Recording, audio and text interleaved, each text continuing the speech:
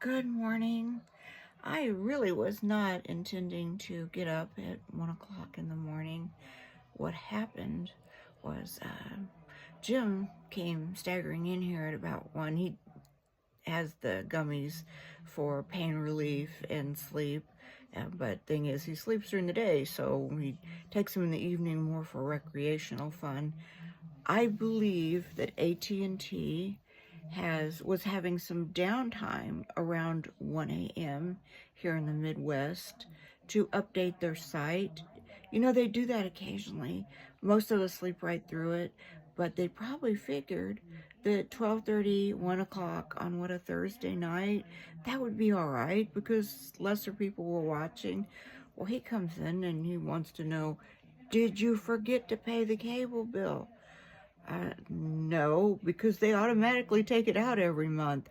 I couldn't forget if I wanted to, but because watching those shows aren't my thing, he, I guess assumed that I forgot.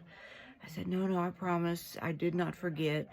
And then, thankfully, it came back on, but then he went back out there, and I will not hear from him for hours and hours now, because he is happy again. But I was watching some of my favorite content creators. My favorite, the one that I took the YouTube class from, was speaking with another gentleman, kind of having a debate, like open forum. But I don't know if everybody is on board to hear this or believe it.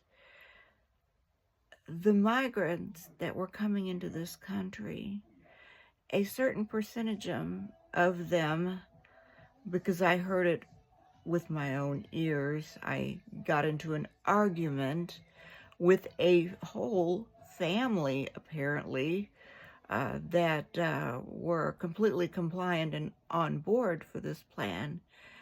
They thought they were the new face of America. I am not going to say that the president at the time, which was Joe Biden, if he was aware of this plan, or maybe he didn't even have the capacity to be aware of this plan. Knowing who he was years ago, I was pretty young at the time, and maybe I was wrong. The more that I hear about it, the more I think he was always progressive, but he wouldn't have been on board for this stuff had he been there in a lucid kind of way. But the people that were coming in, crossing the borders, were here to be the new face of America. I know that's hard to hear, but they were here to take what we have, not to be rescued by us like little pound puppies, which would have been real cute and sweet.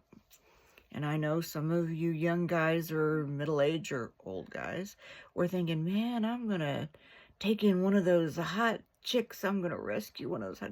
Yeah, I'm sorry. That's fresh to me because I saw some Craigslist ad where a guy was taking in illegals, but he only wanted the women. What do you suppose he wanted? See, there were victims pretty much on both sides of this, but we as Americans would have been the big victims if that was their plan. And all I know is this whole family that I got into an argument with, I don't know why they thought that telling me this was going to make me understand them better. But they really thought, until Donald Trump got in and started booting them out, that they were the new face of America. They were here to take what you and I have, probably mainly you, because I'm kind of poor as a church mouse, take what you have. And, well, you can believe me or not believe me, I didn't want to get in that argument. You know, I admitted I have high blood pressure and anxiety. It did not make me happier to hear that. It kind of opened another, dark place there that I didn't want to go. But the truth of the matter is, whether you like it or you don't, that's what they were here for, a lot of them. Yeah. Okay. Well, we won't be fooled again, right? I mean, maybe one of these days we'll realize we're not all that far from being on the same team on many issues. It's just sometimes you got to realize what's really going on here. Anyway, I don't know what's going on here right at the moment here in my little tiny bubble. But I'm not sleeping and I'm not calm. Okay?